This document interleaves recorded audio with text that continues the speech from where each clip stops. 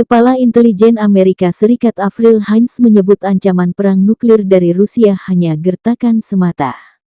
Avril Haines memberikan penilaian terhadap postur nuklir Rusia, dengan mengatakan bahwa retorika Moskow seputar kemungkinan penggunaan senjata nuklir dan uji coba rudal antar benua baru-baru ini, dimaksudkan untuk mencegah Amerika Serikat dan Barat dari meningkatkan bantuan senjata dan informasi intelijen ke Ukraina.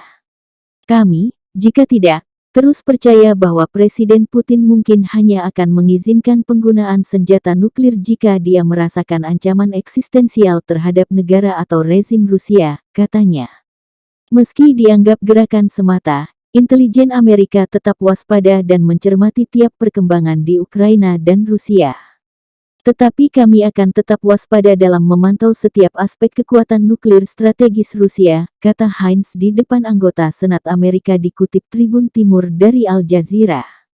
Sebelumnya, juru bicara Kremlin Dmitry Peskov juga mengatakan pada bulan Maret bahwa Rusia hanya akan menggunakan senjata nuklir dalam kasus ancaman eksistensial terhadap keamanan dan kedaulatan Rusia. Terima kasih sudah nonton, jangan lupa like, subscribe, dan share ya!